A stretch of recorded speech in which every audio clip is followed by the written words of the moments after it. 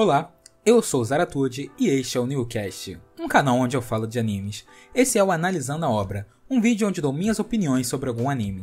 Hoje eu falarei de Gantz, que se trata de um mangá de ficção científica criado por Hiroya Aoko. O protagonista de Gantz é o Kei Kurono, um adolescente arrogante e taradão.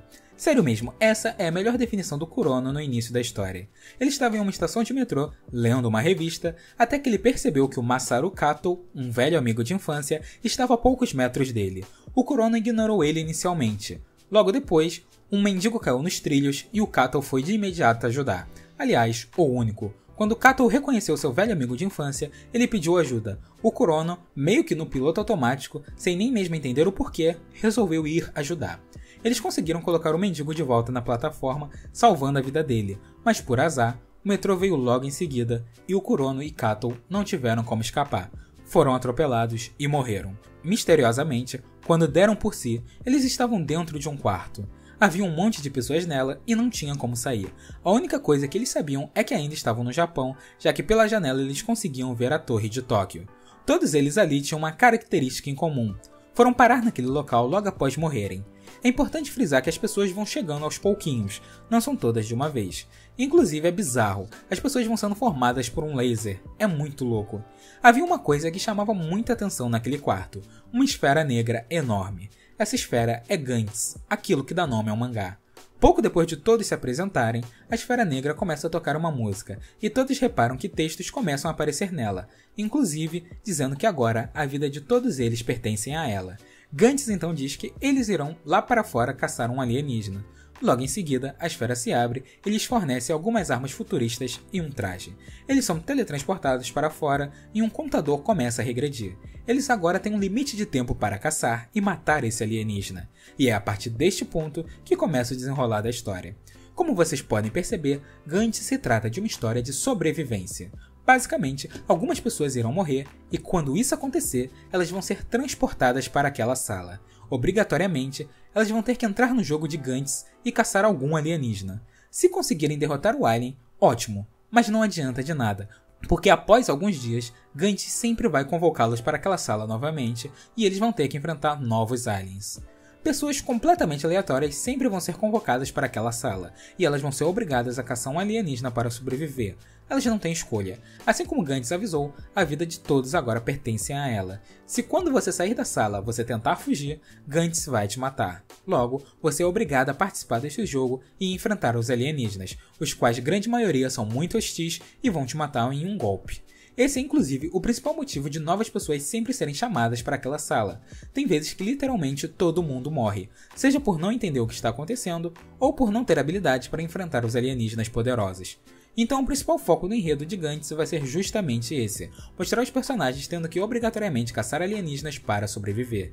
Eu acredito que as batalhas pela sobrevivência e as pitadas de mistério que o enredo possui são literalmente o ponto mais forte de Gantz, porque ele realmente levanta muitas dúvidas desde o início. Afinal, as pessoas chamadas por Gantz estão ou não mortas? O que é essa esfera negra e por que ela aparenta ter vida e pensamento? Como ela pode ter armas e vestimentas tão futuristas? Além de, é claro, o que alienígenas estão fazendo na Terra. Então percebam que, para quem curte ficção científica, Gantz desde o início já atiça sua curiosidade. Para enfrentar os aliens, as pessoas usam justamente aquilo que Gantz lhe fornece, as armas e o uniforme. As armas são bem variadas e cada uma tem usabilidades diferentes. Não tem necessidade de eu ficar falando de cada uma, mas a minha favorita com certeza é a que quando ela é atirada, ela expande uma rede que prende o inimigo e quando ele está imobilizado, você pode usar a outra função dela, que é enviar o inimigo. Literalmente, da mesma maneira que aquele laser de Gantz trazia as pessoas, lá do céu vem um laser que acerta o inimigo e leva ele para algum lugar desconhecido. Não se sabe o que acontece quando alguém é enviado por essa arma. Em nenhum momento do mangá é contado. É justamente por causa desse mistério que ela é minha arma favorita. Quanto ao traje, esse é famoso. Ele fica totalmente colado no corpo. Ele já é feito na medida para cada personagem e cada um só pode usar o próprio. O personagem A não pode usar o traje do personagem B e vice-versa. Vestindo esse traje, os personagens ficam com uma velocidade, força física e resistência muito superior à de um humano normal. Mesmo tendo a cabeça exposta, ainda assim todo o corpo fica blindado a ataques, mas obviamente não é perfeito. O traje não consegue tancar todo tipo de golpe, dependendo do que for, vai te matar. e o traje só aguenta uma quantidade limitada de dano. Se você apanhar muito, o uniforme vai quebrar e o líquido que tem dentro dele vai vazar. Esse líquido é o que garante a eficácia do uniforme. Se vazar, ele vai virar uma roupa comum e você estará vulnerável a qualquer ataque. Uma curiosidade desse uniforme é que ele levou as pessoas a terem uma tara em níveis estratosféricos. Um uniforme todo preto, apertadinho no corpo, delimitando perfeitamente cada parte do seu corpo. É mais do que óbvio que a perversão ia falar mais alto. Quando eu lembro dos alienígenas gigantes, eu fico dividido. Alguns não têm nada demais, enquanto que outros têm um visual bem intimidador. O que mais me impressionou foi o fato do autor criar alguns aliens que, a princípio, não se parecem com o que estamos acostumados. Eu, por exemplo, logo penso no Alien, o oitavo passageiro, ou em alguma criatura grotesca. Ver criaturas que visualmente não é aquilo que eu esperava, com certeza foi uma surpresa boa, apesar que, claro, a obra também vai ter aliens com o tipo de visual que a gente espera. É bem legal você ver o medo e o desespero dos personagens quando eles entram em contato com os alienígenas pela primeira vez. Inclusive, eu já deixo avisado que para acompanhar Gantz, é importante que vocês estejam abertos à bizarrice, porque vocês vão ver muita coisa estranha, não tem nem como listar, então já estejam cientes. Eu curti demais o enredo de Gantz. Serem obrigados a caçar alienígenas e as pitadas de mistério realmente me deixaram muito curioso para entender tudo o que estava acontecendo.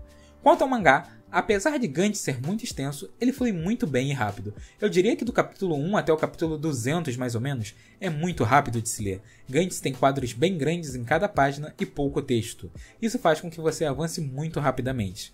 Do capítulo 200 até o final, já é um pouco mais demorado. O mangá passou a ter mais quadros por página e os personagens começaram a falar frases mais longas, mas de maneira geral, ele é sim um mangá que pode ler rapidamente. Uma coisa que merece muitos elogios é com certeza o traço. A arte do Hiroya é simplesmente fantástica. Inclusive, algo curioso é que antes de iniciar cada capítulo, quase sempre tem um desenho de uma garota nua ou seminua. Essa garota pode ser uma personagem da obra ou não, e literalmente não há motivo para esses desenhos, é só fanservice mesmo.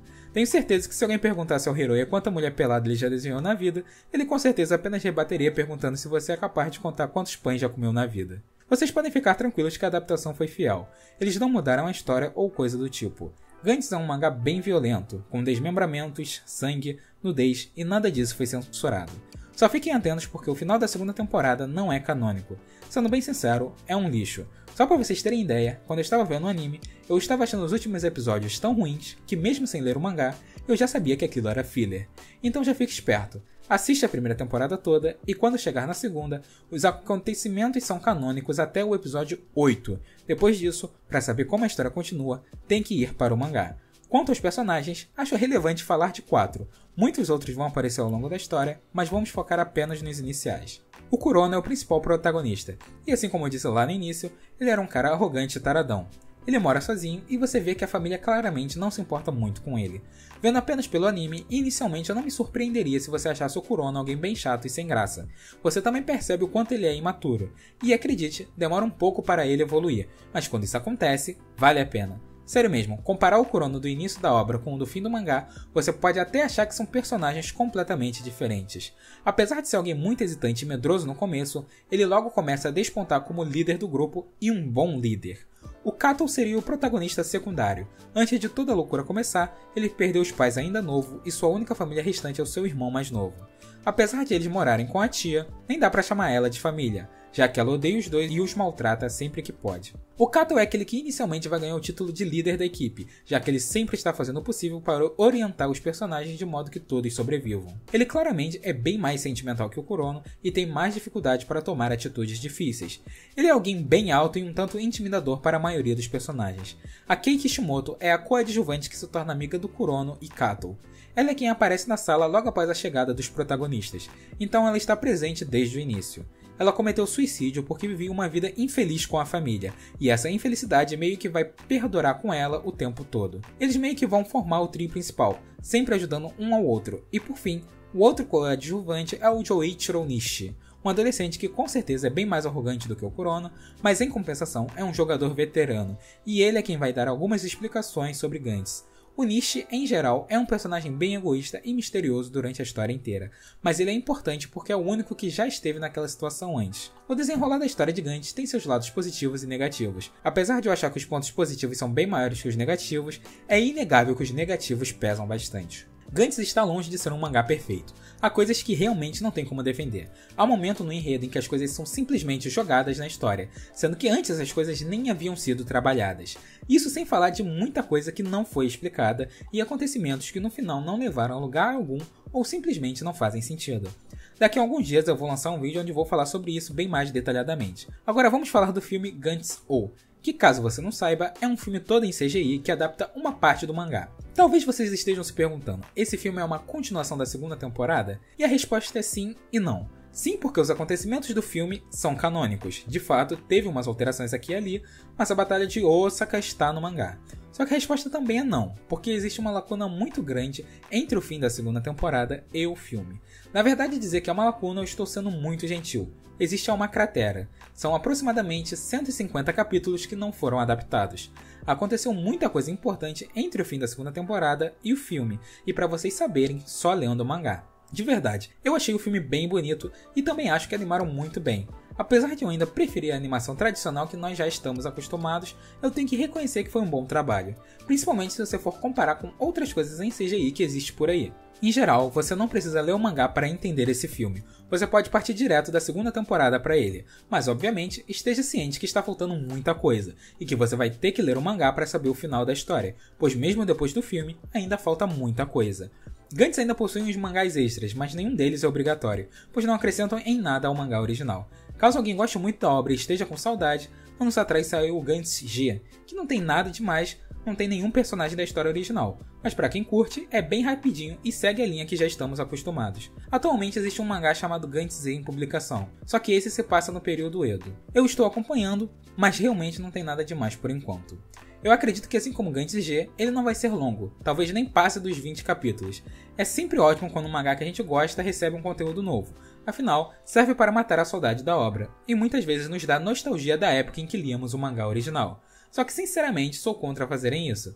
Na minha visão, depois que uma obra acaba em definitivo, a gente tem que deixá-la descansar. Se fosse para lançar só um capítulo especial ou algo do tipo, até que vai. Agora ficar publicando um spin-off ou novas histórias que não acrescentam em nada para a história original, parece que é só para fazer um dinheiro extra mesmo. Eu acho que, se quiserem lançar coisas novas, então lance algo decente que de fato vai agregar valor para a obra original. Ficar lançando coisas extras só por lançar, na minha visão, só serve para desgastar desnecessariamente a obra. E só para deixar claro, aqui eu não estou falando especificamente de Gantz, eu estou falando de qualquer obra no geral. Eu vou continuar lendo Gantz E, mas eu acredito que não vai haver a necessidade de fazer um vídeo quando o mangá acabar. Eu só farei um vídeo se contarem algo que acrescenta a história do mangá original, caso contrário, sem necessidade. O que mais me interessa nesse mangá é saber como Gantz foi parar no período Edo, e eu realmente espero que isso seja respondido.